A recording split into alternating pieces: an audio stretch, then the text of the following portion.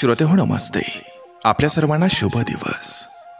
श्रोते हो, जगणं म्हणजे फक्त आलेला दिवस घालवणं असं नसतं. जरी ते मर्यादित असलं तरी त्यात संपूर्णत्वाची जाणीव असते. माणसानं 4 घास कमी खाल्लं तरी माणूस जगत असतो, पण जेव्हा तो मन मारून जगतो ते जगणं निरर्थक ठरत असतं. श्रोते हो, जीव लावणारी माणसं सोबत असले की क्षणिक असलेलं आयुष्य सुद्धा हे मौल्यवान वाटायला लागतं. हे सगळं प्रत्येकाला समजत असतं असं नाही, आणि समजलं तरी काही जण नजरेआड करत असतात. श्रोते हो, जीवनाचा खरा आनंद मोकळेपणानं जगण्यात असतो आणि इतरांना आनंद देण्यात असतो. भविष्यावर कधीच निर्भर राहू नका, तर वर्तमानात जगत चला. कारण जो वर्तमानात जगतो ना, तो चिरकाल सुखी राहू शकतो. श्रोते हो, भविष्याचा विचार करत जगाल तर आजचा आनंद गमावून बसाल. आणि याची शाश्वतीही नाही की ज्या भविष्यावर तुम्ही निर्भर आहात तो पूर्णत्वाला जाईलच. श्रोते हो, ज्या गोष्टीमध्ये काहीच तथ्य नसतं त्यावर विसंबून राहण्यात काहीच उपयोग नसतोय. आजचा दिवस, आत्ताचा क्षण हा मनसोक्त जगा आणि खुश राहत चला. नक्की विचार करा. चला, आजही आपल्यासाठी सुंदर विचारांची ही शिदोरी, ही मालिका अशीच पुढे घेऊन आलोय. चला, करूया सुरुवात सुंदर विचारांना, सुंदर सुविचारांना.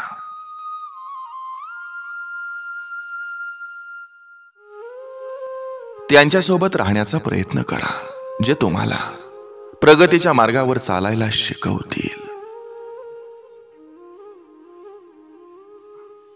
लायकी नसलेल्या माणसाला योगायोगानं किंवा नशिबानं थोडंफार काही भेटलं तर तो लगेच अंबानी झाल्यासारखं वागायला लागतो.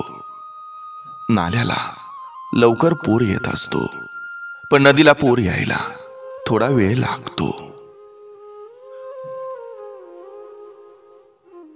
माणसाच्या डोक्याला वाईट विचारांच्या मुंग्या लागल्या की तिथं दुःखाचं वारूळ तयार व्हायला वेळ लागत नाही.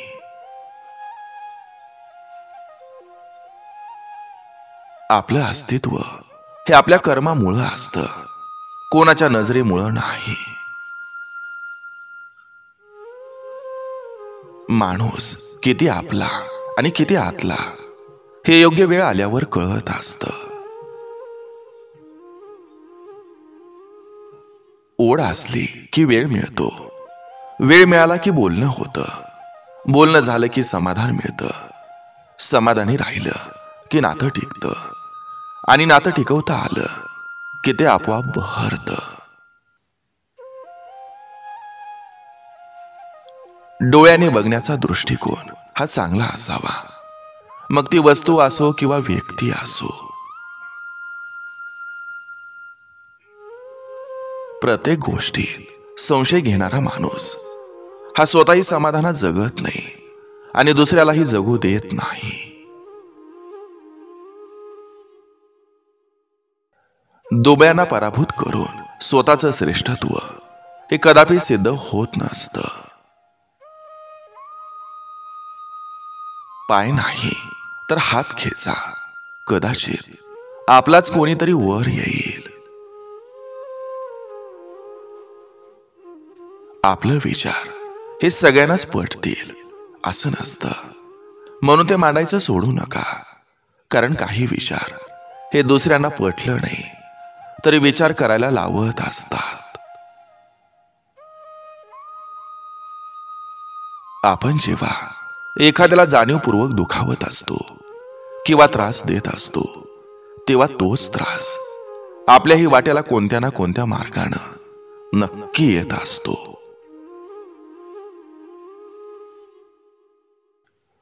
आजकाल लोक नातं स्वतःहून संपवत नाहीत, तर ती अशी परिस्थिती निर्माण करतात की तुम्ही स्वतः त्यांच्या आयुष्यातून दूर जाल, जेणेकरून ती व्यक्ती फक्त तुम्हालाच दोष देऊ शकेल. प्रत्येक मुलगी तिच्या पतीची राणी असू शकते, परंतु तिच्या वडिलांची ती राजकुमारीच असते. मालक बनायचं असेल तर अगोदर नोकर होऊन राबावं लागतं.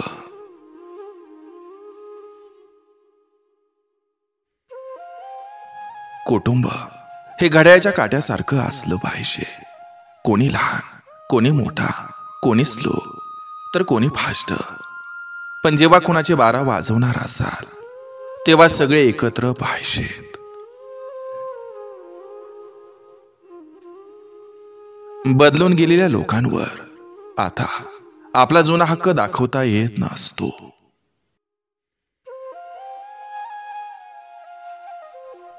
काही वेळेस आपण काही लोकांना गरजेपेक्षा जास्त महत्त्व देतो, ज्याची भरपाई आपल्याला आपली मानसिक शांती गमावून भरावी लागते. लाखांची सोबत असून काहीच उपयोग नसतो. एकच असावा पण लाख मोलाचा असावा. मोठे मोठे धक्के बसून सुद्धा तुम्ही पडत नसाल तर लक्षात घ्या, देवानं तुमचा हात घट्ट पकडून ठेवलाय. प्रयत्न करत राहा. यश हे थोड्याच अंतरावर तुमच्यासाठी उभं आहे. खरं बोलणाऱ्याला खोटं काय आहे हे माहीत नसतं आणि खोटं बोलणाऱ्याला सत्य काय आहे हे 100% माहीत असतं.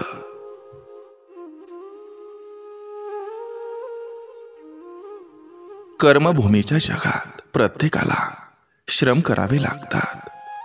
देव फक्त हातावर रेषा देतो, त्यात रंग आपल्याला भरायचा असतो. ज्याला सत्य बोलायची सवय असते तो कुठंच ऍडजस्ट होत नाही. ना नातेवाईकामध्ये, ना कुटुंबात, ना ऑफिसात, ना समाजात. कारण सत्य बोलणारी व्यक्ती सर्वांना टोचत असते. संसाराची सुरुवात सुंदर दिसण्यानं होऊ शकते, पण संसार सुखाचा होण्यासाठी समजून घेण्याची कला ही दोघांमध्ये असली पाहिजे. प्रेम मिळवण्यासाठी मागितलेली भीक स्वतःचा सर्वात मोठा अपमान आहे.